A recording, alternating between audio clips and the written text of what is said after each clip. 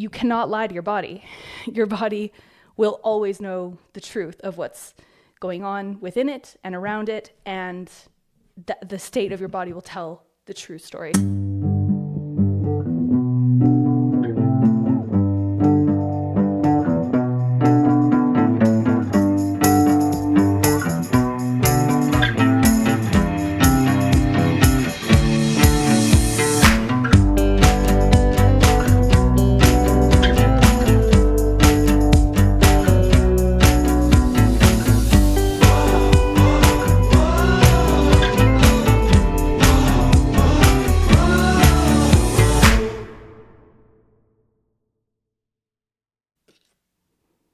Hello, and welcome to this week's episode of the Uncovery podcast. My name is Maddie, and I used to have anorexia, and now I don't, and I talk about different things on this podcast. And today we are going to talk about fertility and pregnancy and how that happens and can happen after having an eating disorder, after having specifically anorexia, since that's my experience. But that's what we're going to talk about today, because I am 38 weeks pregnant, and so this baby is coming really potentially any time now. I think I said at the beginning of a couple episodes ago that I was planning on doing 10 episodes in 10 weeks leading up to the end of pregnancy. That has not transpired. I also moved into a new house, so this is a new sofa, and we did a renovation, and I was a little bit overconfident, I think, in probably my ability and willingness to put those hours in to doing podcasting at the same time that everything else was happening. So for now, we will just kind of do it as we can, as it comes. And this one I was really excited to record and do, because I don't think we talk about the real ramifications of anorexia specifically, but eating disorders in general, on just like the future state of your life and what you can really risk. Because there are certain things that at any time in your life, you can always fix them, or you can always do them, or you can put them off. You can wait a decade and still write a book. But there are things that just physically, literally, biologically, you can't do. The body can't do. And I think we have to acknowledge that with some seriousness so that people can, have that land and maybe use it as motivation to be well sooner than they would have been otherwise. So that's why I want to talk about it today. I feel like I'm out of breath and I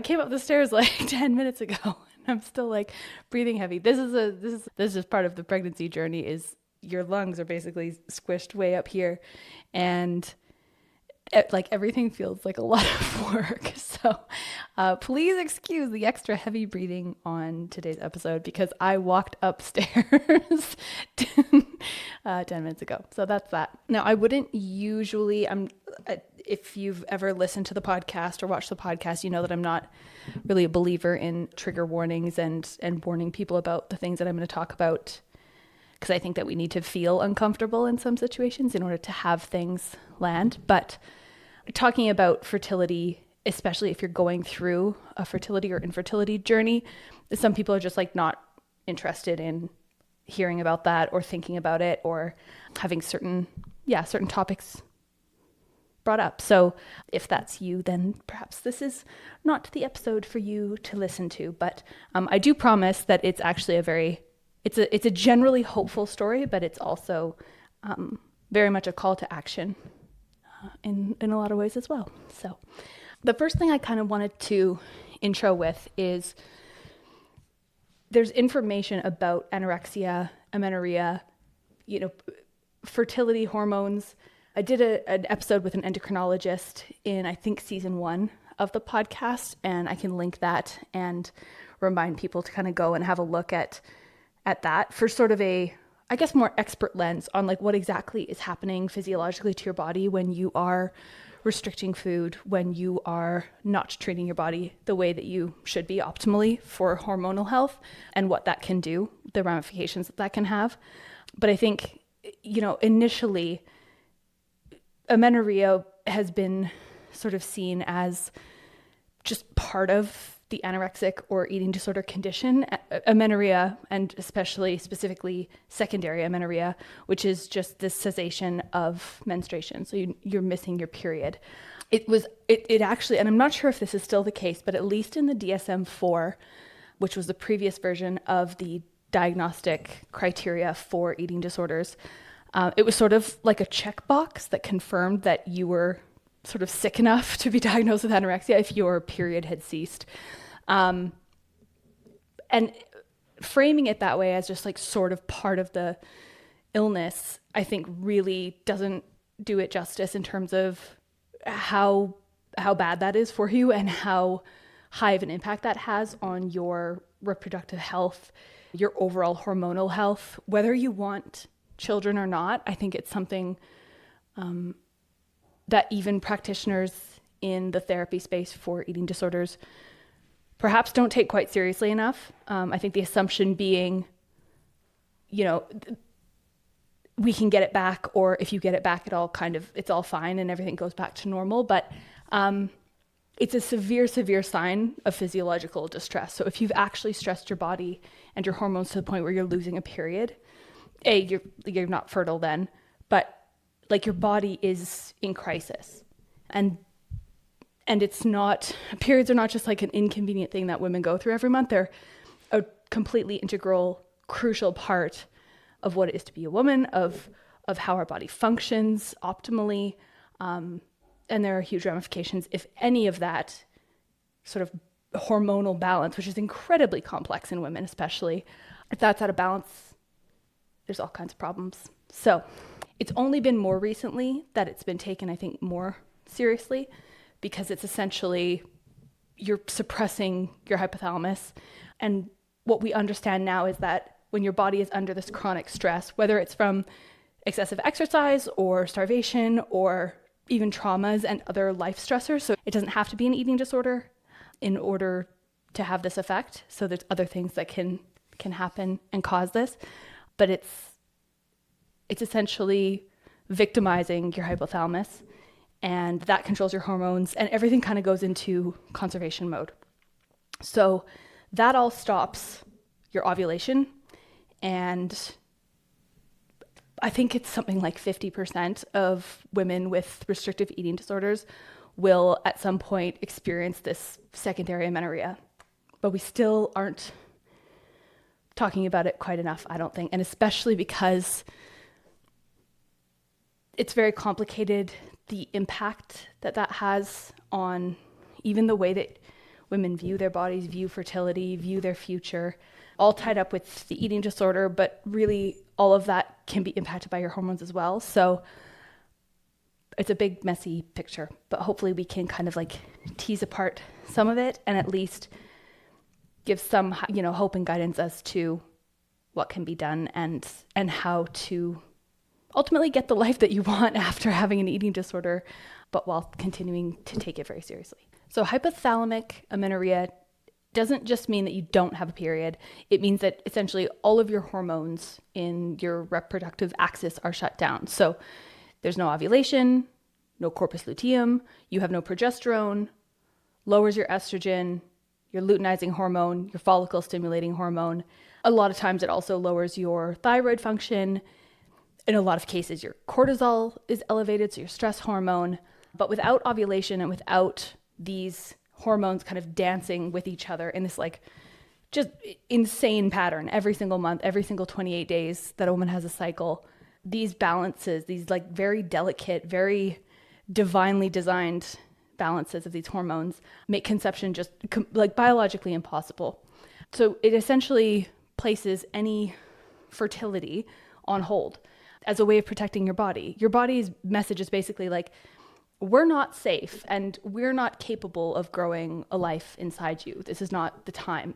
So it's a smart system. It knows when to function in one way and it knows when to conserve energy and function a different way. There's a lot of different symptoms, especially of anorexia, that mimic this sort of protection, this sort of keeping things close and minimal to be able to allow the body to survive conditions that it shouldn't have to survive through, which is extreme restriction. Now, the hopeful part, because all of this is due to nutritional restriction, is that you can reverse this. The body does want to heal. Women can regain their cycles. Women can get pregnant after they've had an eating disorder, obviously.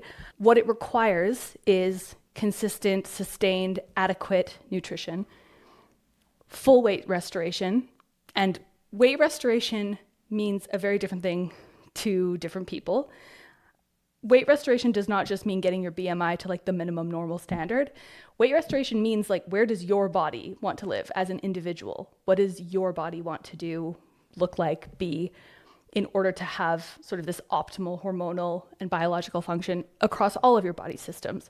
So weight restoration, when we think about recovery, is complicated, because I think people with eating disorders have this idea that, oh, I just want to like gain the bare minimum to get me to a acceptable minimum weight. And that's considered weight restoration if the BMI says something about that. But that's not, that your body keeps the score. Your body knows when it's healthy as an individual body, and some external number that you're focusing on is not going to necessarily be the same as what your body wants to sit at. So this like healthy set point weight that each of our bodies have is going to be what's needed to have these optimal balances sort of regained, especially when it comes to fertility. So hormonal rebalancing happens as a result of that. Reducing your stress also helps with that, but you have to have a long enough window for true healing. So you have to really sit at a healthy place in your body for a long time in order for your hormones to really rebalance and come back online. I remember trying to think of, it took ages for me to even get my period back the first time that I went into recovery, and then for it to stay regular. And then by the time it had been regular for like only a few months, then I kind of, that was when I sort of had my relapse, and it went away again almost immediately. So it's like, it so desperately wanted to be at this place and stay at this place. But the minute you start messing with your food and your body again, your body will respond, and not well. So it can take like a year sometimes to have that restoration. And that requires full recovery behaviors. That means that you're not sort of negotiating or having little side behaviors or compensating in other ways. You can lie to yourself, you can lie to your therapist, you can lie to your dietitians, you can lie to your friends, you can lie to your family about what it is that you're doing, what it is that you're working on, go to your appointments and do recovery things. You cannot lie to your body. Your body will always know the truth of what's going on within it and around it, and the state of your body will tell the true story. So it's difficult, it takes time, but it is possible, and it happens every day. It happens slowly, it happens quietly in the background, but there's a whole bunch of women, obviously, that have walked this path, that have recovered from their eating disorders and gone on to have like full, fertile, healthy, hormonal lives. And I'm saying like full, healthy, hormonal lives because not everybody thinks that they want children, and not everybody indeed does want children. That's sort of like a kind of more complicated thing that we'll talk about in a bit. But even if you don't want children, you should want your body and your hormones to be healthy, because there are so many more other implications outside of just literally reproduction that make that really important to have sustained. So if you stay in a restrictive state and your brain is pulling this emergency brake and your hypothalamus stops sending hormones, your body is saying, you're starving, we're not safe, pregnancy would be a threat to survival. And if you don't restore within a certain amount of time, and this will differ for everyone, it can become permanent. I think we need to be a little bit more candid when it comes to talking about the realities of recovery. Like, the body wants to be well, the body wants to be whole, the body wants to heal, and it will do everything in its power to heal.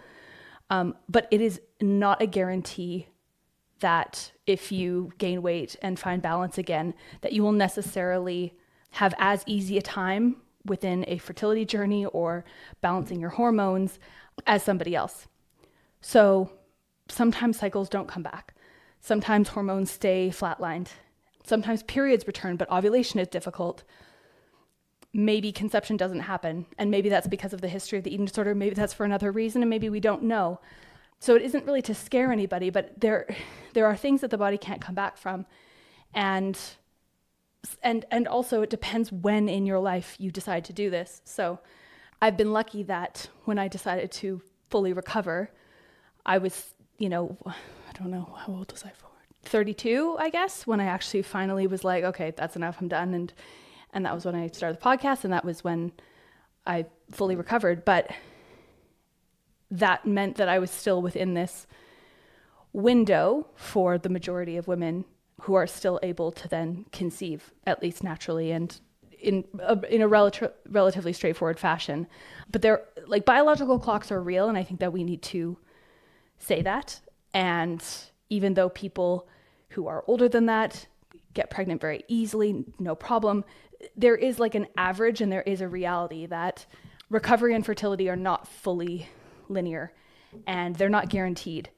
And so the sooner that you decide to recover, the longer you have to make decisions freely about, what do I want for my future, without feeling this like real emotional panic about like, what have I done, and how much life have I lost to this. So yeah.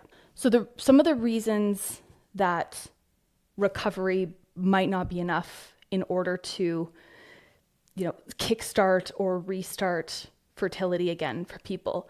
In some cases, there have been years of like severe undernutrition or malnutrition, particularly if they're in vulnerable periods of adolescence or adulthood. They cause real ongoing long-term effects of the reproductive system.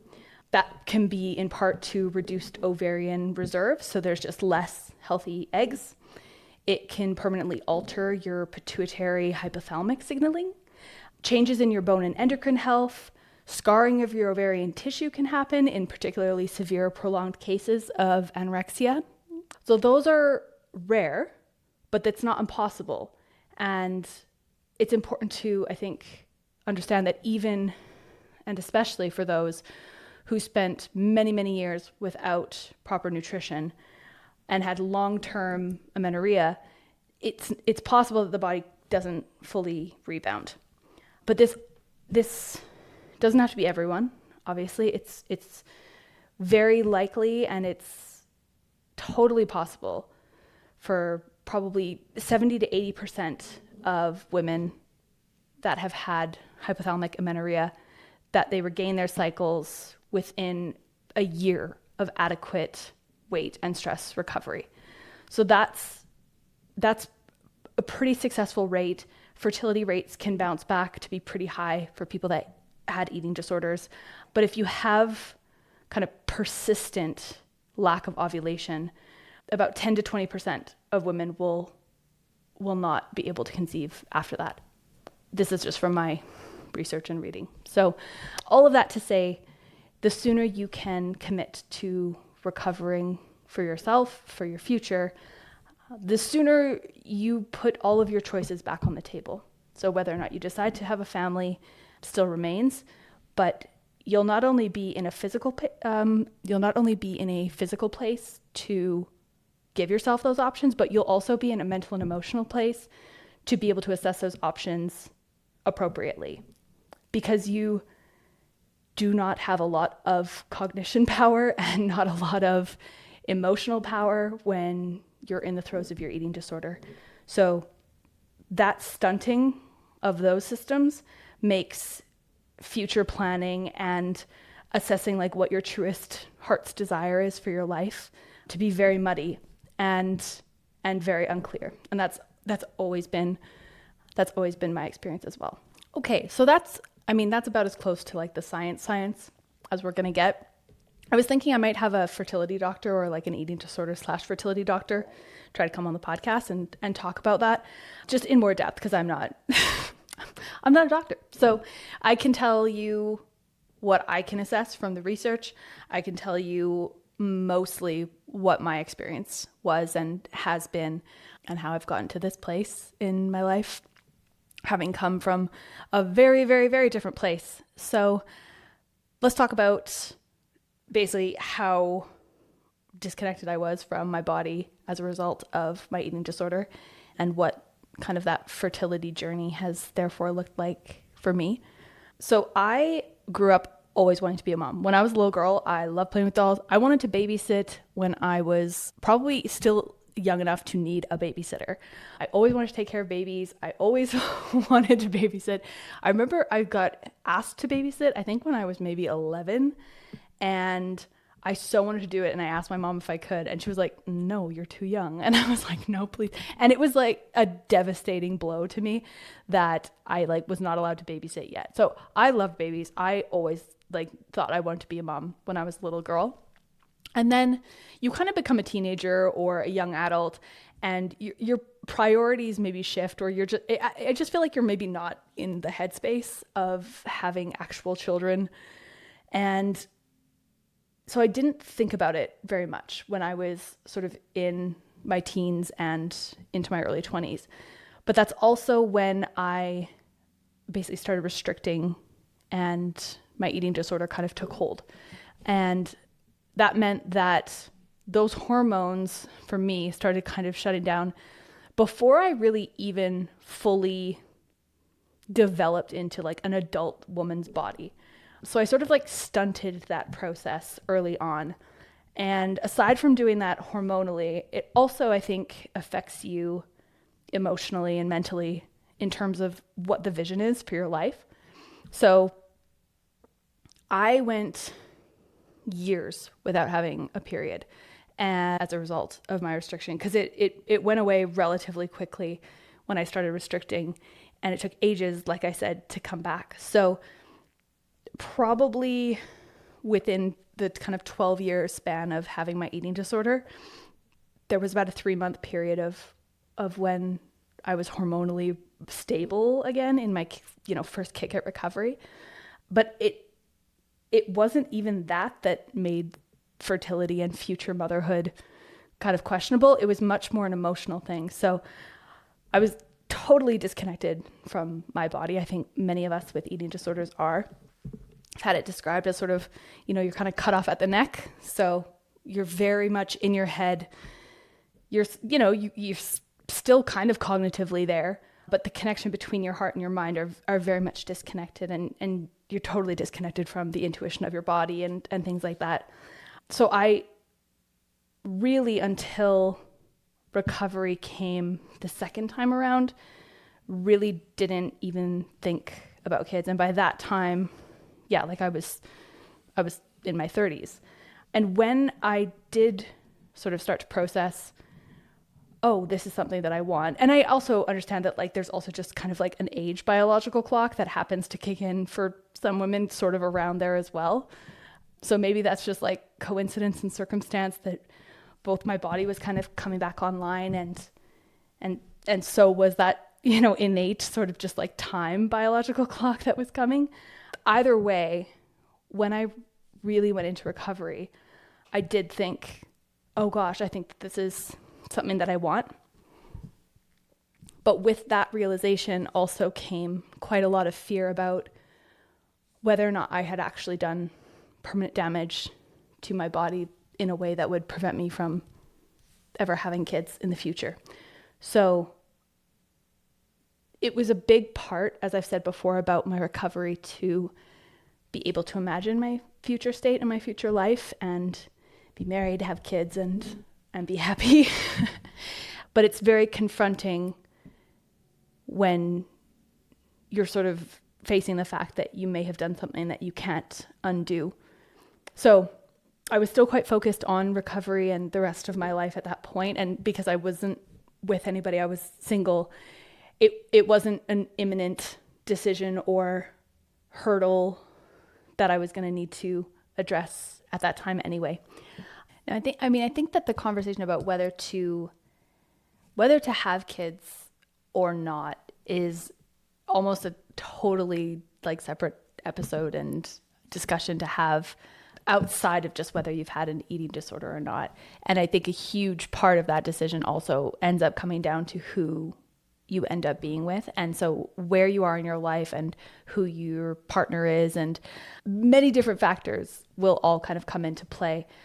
But you just take all of your choices off the table if you also layer an eating disorder on top of it. Not just from a physical standpoint, but from a mental standpoint. You don't have like the capacity to weigh those options. You don't have the capacity to like really call in caring for another person enough to have like a sustainable, like really ultimate relationship, which I talked about on the last episode, much less like really be able to, I think, fully hone in on parenthood and what that means, and to have the most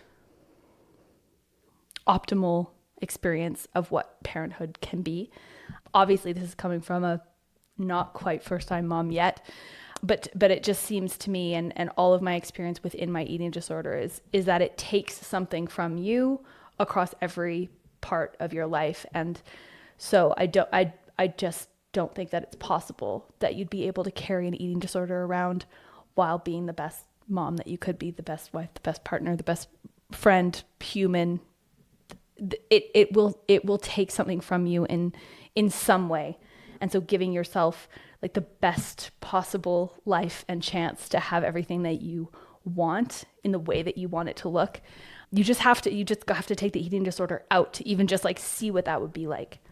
For me, when I sort of stepped fully out of the eating disorder and into what a normal, good, whole self life looked, and started calling in all of those things that I really, really wanted for my future, part of the consideration that I went through, because by that time I was 34, was what am I going to do if I want kids? Because I haven't found my person yet. I'm reaching this stage of fertility that, even if I met my person today, how long would it be until I ended up having kids with them? And so I started thinking about, should I freeze my eggs? And I started going down the path of that process in sort of an investigatory sort of curiosity place. I also wanted to use it as a way to assess, have I done permanent damage? Like, I didn't know what my own personal history with anorexia will have done to my reproductive health and whether or not I can actually have kids or not. So that was part of the sort of side reason of me actually exploring freezing my eggs, was to actually get the assessment of, is this something that I can even do? So I remember, I think I went to my GP, and then she referred me, because at a certain age, they'll just like refer you to a fertility specialist, no problem. And I had a consultation with the doctor, and I asked, I hadn't been able to really find an answer to this question anywhere online. I couldn't find anybody that had a straight answer for me. My GP didn't have a straight answer for me as to, basically, if you halt ovulation for a decade and you're not having periods, does it damage your eggs? Like, what happens to those eggs? Because the idea of, fertility, and when you get into your 30s, what they're measuring is basically like what your actual number of eggs and reserves are. Because every single month that you have a period, you release an egg and then it goes. And if it doesn't get fertilized, it just goes. And so you lose them over time, and you have a finite amount when you're born. So I wanted to know, if you don't have a period, do those eggs just like stay, or do they go? Or like, so let's like, do I actually have like more eggs than other people because I haven't had all these periods? Or like, how does this all work? So anyway, I spoke to the doctor, and he had the opinion, and I'm like, again, this is like, I can't give medical advice because everybody's situation is going to be different and people have different histories and things.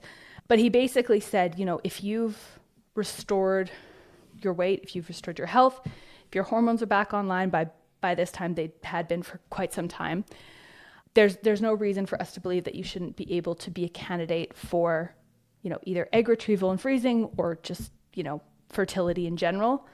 It's likely that you may have more eggs than you think you did, but the quality of those eggs, we just won't know until we look and test, right? Because quantity and quality are two different things.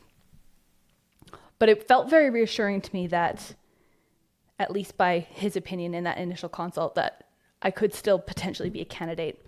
So what they do is they get you to do a few tests. So they do some blood work of your hormones, and then they also get you to do an ultrasound of your ovaries to see how many follicles and how many little eggies are kind of in there, to see how your reserve is for your age, basically. So like, are you about average for your age? Do you have more than somebody else that would be a peer of yours? Things like that. So that's kind of where I almost left the conversation with the fertility specialist that I had been talking to about freezing my eggs. Because to me, I was kind of like, well, if I have some just in case it takes me a while to meet the love of my life and takes us a while to, decide to have kids, then at least I know that there's some there just in case. So that's why I was kind of going down that path, in addition to kind of wanting to know what my chances were of actually just being able to be a healthy pregnant mom. But that was also at basically the same time, or just before I ended up meeting who is my now fiance. So it was this kind of strange thing where I ended up meeting him, knowing very quickly that this, in all likelihood, was it. But also it just being like very early in the relationship to be like, I'm thinking about freezing my eggs, but I won't if you think that we're going to have kids. Because that seems like, even though we both had said we wanted kids and marriage and same values, same alignment, and knew this about each other like very, very early on, I think there's still a part of your brain that is sort of like, well, you probably just probably don't need to ask that just yet. Like, when would we do this? So it was sort of this limbo period of having the kind of like organic path being laid out in front of me, and also having sort of started this kind of pseudo preservation of options path for egg freezing at the same time. But at that point, I was traveling back and forth for the long distance relationship so much that the timing of the, blood tests and ultrasound, I just never got it together for months, because you have to have the blood tests on certain days of your cycle. And I was never, in town at the right time to be able to do it or something. So I just kind of like continued on in the relationship. And like, I remember having a conversation with my fiance now about it. And I think both of us were just we were both like quietly on the same page just before ever talking about it explicitly, that it just, at any given time, we probably could have just said, I think that we will end up having kids together and that this is forever and things like that. But we didn't end up having the actual conversation until sort of the next year, the middle of the next year. So we would have been probably about, 8 months into the relationship when we had the conversation of, I think we should have kids together, and then basically deciding, why wait? Because when you know, and when you're ready, you're ready. And so so then we decided to do it. And that sparked me wanting to get those levels and get my hormones checked and get that, ultrasound to see what I was dealing with. Because obviously from the beginning, my fiance knew about my history of my eating disorder. And I think I shared with him, some fear that I had about fertility. And even though I was super, super healthy again by that point, you just never know what the damage or result could have been from years and years of restriction. So I ended up just getting those tests done for my hormones and for my reserves. And I remember going for the ultrasound, and it's an internal ultrasound, which if you're a woman that's had one, you know what this is, but they go inside you, right? So that they can get a proper good look at your ovaries. And the ultrasound tech is kind of talking to the nurse or the assistant and saying these numbers, 2, 5, 7 on either side of, I guess, the ovaries. And you laying there have no idea what those numbers mean. It's like, is that the number of eggs? Is that the number of follicles? You just don't know. And then I just remember like kind of laying there praying and just thinking like, oh, please, like, please, please, please, please let this be good news, because it was so clear to me by that point in my life that this is what I wanted. This is who I wanted this with.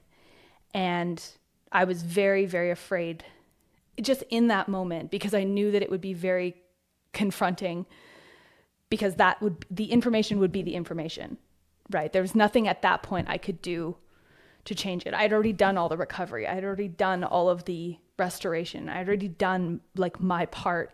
It was just a matter of like, what was my body capable of doing in terms of healing by this point, and what would that news be? So I just remember laying there praying, just like, please, please, please, please let this be the news that I want. And yeah, so then they finished the ultrasound. They let me know that I had, plenty of egg reserves, and that, especially for my age, I was good, and that they looked healthy and they were, adequate. And that's that. So I basically bounced out of that appointment and was just like so grateful. I remember crying after, and just this like relief washing over me, because I really had been scared, and I have been at multiple points of recovery, been very, very scared of the permanent damage that I may have done. And you're never ever scared when you're in the eating disorder of the permanent damage that you're doing. It's almost like your brain shuts that part off to keep your eating disorder, that your eating disorder just like doesn't even let you think about the long-term consequences in a way that is serious and resonates. And maybe it's self-preservation, because emotionally that would just be absurdly taxing.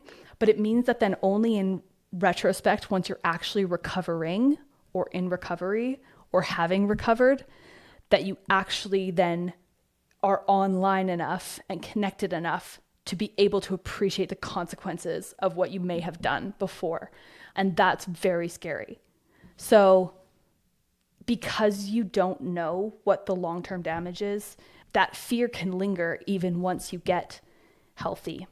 And then you kind of layer that on top of the fact that you're in your mid-30s, and, hearing that your peak fertility is much, much earlier than that.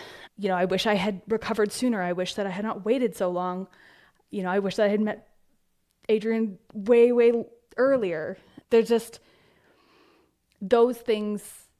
They're not obviously helpful, but that's what comes up, is this sort of, you're kicking yourself for not having done it sooner, which I think is why I care about talking about this, because there's no reason to delay your recovery. And there are so many reasons to just do it today, to just like really properly do it today.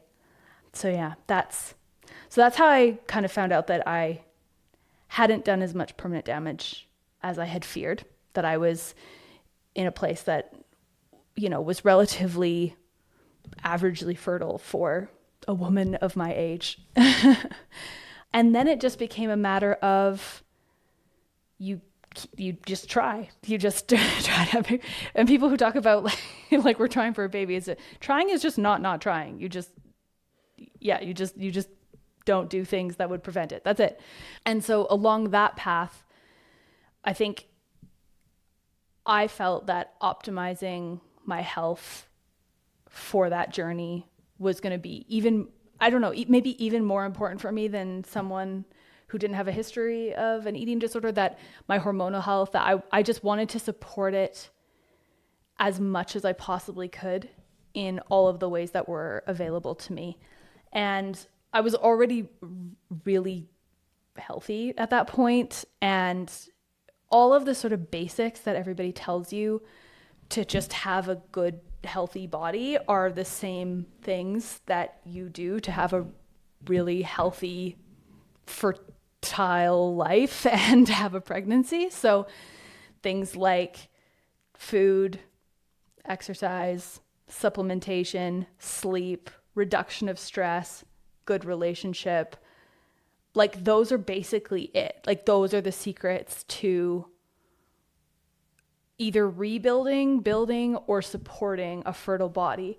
And it's difficult to talk about this stuff in the context of an eating disorder or recovery type podcast, because, people have different relationships with exercise and movement. I certainly did.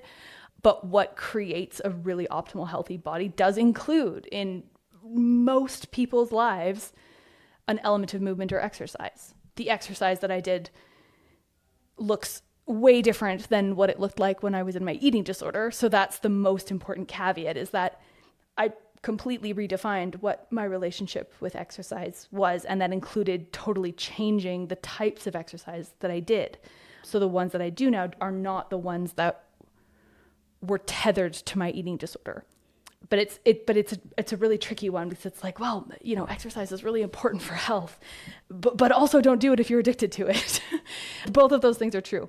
And then nutrition is the same thing, because there are very quote unquote healthy, like nutrient rich foods and ways of eating that I now have, that when I was in my eating disorder recovery may not have been appropriate, because they could have been tied to my eating disorder because they were considered healthy. Does that make sense? So it's like you kind of have to just like blow the doors off of your eating disorder rules and defining healthy and unhealthy. And you have to do that for a period of time until you're well. And then you can kind of be normal and be a normal and healthy person and a health conscious person. And I think that those things all need to be able to coexist, but it's difficult to talk about when it's an eating disorder podcast and you're like, no, you have to recover. You can't have food rules. And then talking about healthy foods for fertility. It's like, both of those things actually literally do exist, but you can't get there until you've done the full recovery journey, which means getting rid of restriction, getting rid of those rules and those labels. And then you can kind of integrate them in a way that's actually healthy and good for you. So all that to say, I was eating really well. I'd obviously been, weight restored for ages by that point. I was moving my body in ways that were supportive of it and not detrimental to it. I went on more supplements. So I definitely utilized the expertise of my fiance and his just genius and research brain when it comes to all things health and supplement, because he basically had me on like a custom fertility stack, you could say, of like a customized supplement that we would make for me. That was all super evidence-based, super backed by research, and a lot of which I don't think they actually tell most women. I think most women go to the, Shoppers Drug Mart or the like drugstore and just take the prenatal that's off the shelf. And this is not coming from a place of superiority or judgment. It's just, I wouldn't have known any differently if I hadn't looked into it or if I didn't know what I know now. But the quantities of active ingredients in those and the quality of the actual ingredients that they're using are going to be a lot different than if you can get your hands on something that's much more like potent and bioavailable and things like that. So supplements were really, really worth it. My stress levels at that time were also, it's like never lower. I think that being in a good place in life and being in a really healthy and happy and loving and supportive relationship are just inherently low stress states. And that also creates great sleep, and sleep is also really important for hormones. So it was kind of like do everything that I was already doing and then just amp up a little bit of stuff for fertility to make sure that I was in the best place that I could be to conceive. I also did, as we were trying to get pregnant, I used ChatGPT for basically as like a fertility consultant. I don't know if that's like a sensible thing to do. It very much worked for me, but it recommended, basal body temperature tracking and ovulation tracking. And so I basically used my spreadsheet Maddie brain to create this whole like matrix of tracking. So I would take my temperature every single morning before I even like got up, before you even sit up, basically, to see what your basal body temperature is. That allows you to see whether or not you're reaching your ovulation peak in the middle of your cycle. And then I paired that with these tests that actually measure your hormones through peeing on a stick. It's basically, it looks like a pregnancy test, but it's for ovulation instead.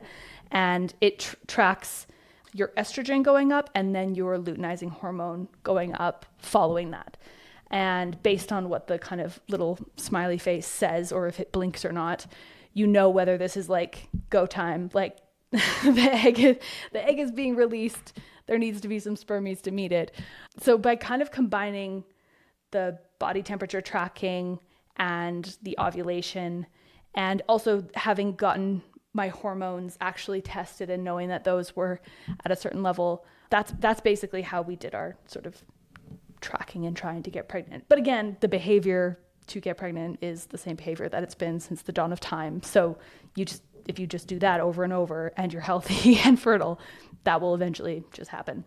So yeah, that's kind of the, fertility and hormone journey that I went on physically, mentally, emotionally, in order to, prepare my body for getting pregnant. And I think I was away traveling during certain fertile periods, but within a few tries, then we got the outcome that we wanted and positive pregnancy test. Actually, the first indication that I was pregnant was a hormone blood test, because I had gotten another one after, just a few months of trying, just for information to see what my progesterone was doing. And you get that test about a week after ovulation.